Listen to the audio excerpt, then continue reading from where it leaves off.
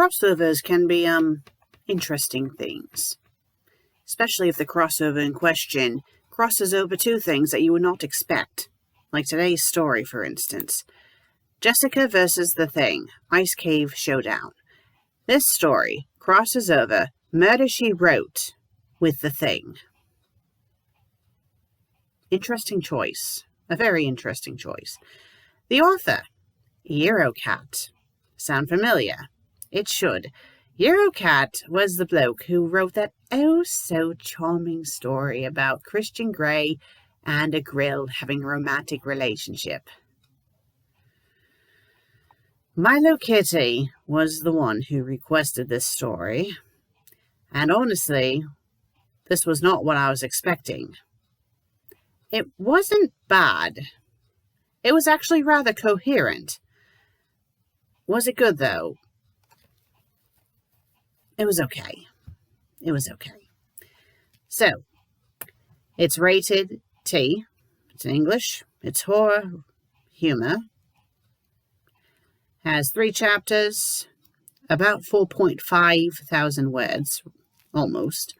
3 reviews, 1 faves, and it was published in September of 2020, and it was completed in June of 2020. So, the chapter opens up with Jessica. She had received a letter from her friend Nick. He wants her to come up north to visit him with his colleagues, the scientists up in the north. So, it goes about her thoughts about, I don't know if I want to do this, but you know what, I have nothing better to do, and I want to leave the harbour because it looks too much like the beach from Jaws. Okay, random fact there. So, she decides to go up north, and apparently her way up resembles her just taking a lot of taxis and lifts, so I'm assuming she flew a plane up there. I would imagine it would just be more efficient to just, fly there the entire way because, you're going way up north, up in Canada. But I digress. So, she finally arrives, and her friend Nick decides to introduce her to his co-workers, whose names are Rick and Dick. So, the 3 of them, Nick, Rick, and Dick. Creative. Very creative names. Especially seeing 2 of the names are the same names, because Rick and Dick are both nicknames for Richard. They'll never understand why Dick is a nickname for Richard, because there's no Dick in Richard at all. Like, none. Richard. I mean, no, I don't get it.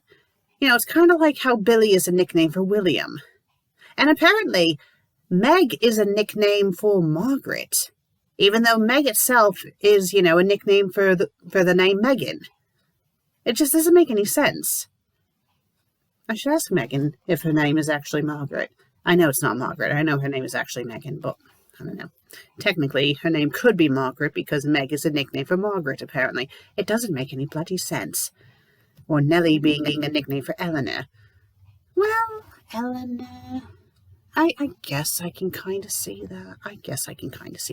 Let's get back on topic. So anyway, the 3 of them, Nick, Rick, and Dick, and they all rhyme too. So, Dick is quite literally a dick. Like, the 2 of them, Rick's not too bad, but Dick is, being super rude to Jessica and stuff. At first he thought she was Maggie Smith from the Harry Potter films, and it's like, oh, no, this is a famous, novelist. And, he's kind of being snooty about it.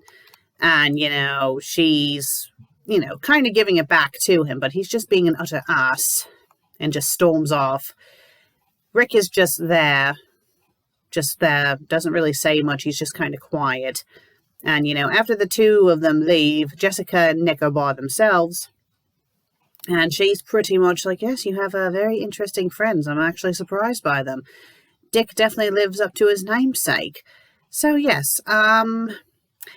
So the reason why Rick and Dick left were they were going to go to an ice cave to examine, a very weirdly formed carcass, like a frozen but weirdly shaped carcass.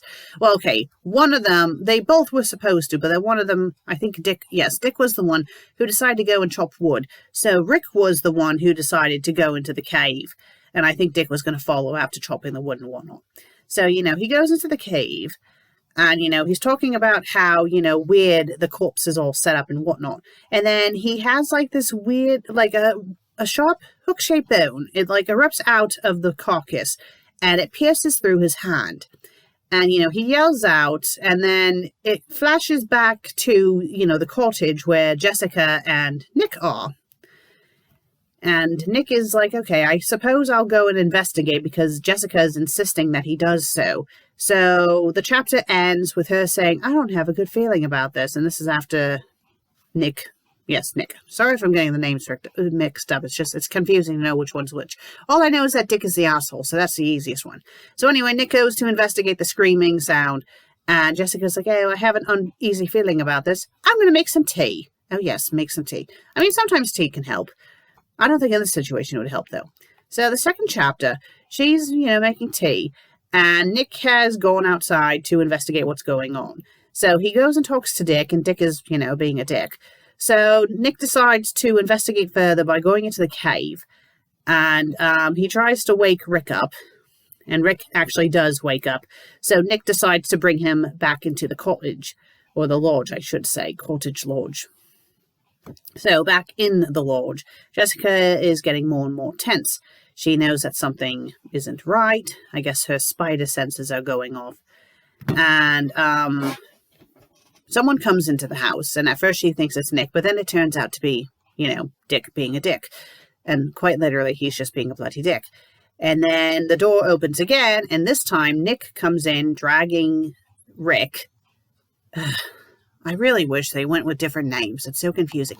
Rick, Nick, and Dick. Rick, Nick, and Dick. I mean, hello. You could have done like Nick, Tom, John. No, not John. You could have gone Nick, Tom, Jerry. Or, if you wanted to keep the asshole named Dick, you could have had it be like Ian, Dick, and Tom, or something like that. Not Nick, Rick, and Dick. It's just bloody blah. So anyway, they bring him inside, and Dick is screaming about, oh, get first aid, and yada, yada, yada, and Rick's insisting that he's fine, and Jessica just feels like something is off, so Nick and Rick decide to leave, Nick and Dick decide to leave Jessica alone with Rick. I feel like I'm in a Dr. Seuss story. So she senses that something is off, and the kettle is going off. So she goes to take care of the tea, and Rick all of a sudden is standing up and is acting all fine, and he's asking if anything's wrong. And she's like, okay, why are you all standing? And he's like insisting that he's fine. And then she's like, I feel like something's different than before. And then she's like, wait a minute, your clothing is different. And because of her pointing out that his clothing is different, he decides to become the thing, and he tries to attack her. So she threw the tea at the monster, and then she runs out of the lodge. Or now it's a cottage. Okay, so they keep on going back and forth on if it's a lodge or a cottage. So we'll just say it's a cottage. So, she runs out. She runs into Dick and Nick. And, Dick literally, every time they say what his dialogue is, he's always yelling. Like, every single line of dialogue is supposedly him yelling. I imagine that if he lives with anyone, they probably need to get hearing aids because they can't hear anything anymore because he's always yelling all the time. He must be related to the late Billy Mays. So anyway, Jessica says that Rick became a monster, and she's telling them to run, and then Dick doesn't believe her, but then right as she says that, and right when he's like, oh, have you gone mental, that's when the monster comes out of the cottage and starts chasing after them. Excuse me. So Dick's, for some reason, has a flamethrower. Okay. And I guess because of scientists, I guess you could use the flamethrower for melting things, whatever. So anyway, he uses the flamethrower to, kill the monster, and it's charred beyond recognition. It's clearly dead. And then Jessica's like, oh, did you get him? No, I don't think he did. I think he needs to bend him a little bit more. So that's the end of chapter bloody 2. So the next chapter, Dick is like, what is this thing? And Jessica's like, well, that used to be Rick, and then he turned into this thing. And, Nick is like, well, how the bloody hell did this happen? And she's like, well, obviously something happened to him. He must have gotten attacked by something. So they deduce that the thing that attacked him must have come from the corpse that they had found in the cave. So Dick decides to go to the cave to destroy the corpse, just in case there's more of the things crawling about and whatnot. So after he leaves, Jessica realizes that one of them is possibly the monster as well, because she still feels uneasy. So her friend Nick comes in, and, it doesn't take long. This is where it gets rather predictable. It turns out that Nick is one of the monsters as well.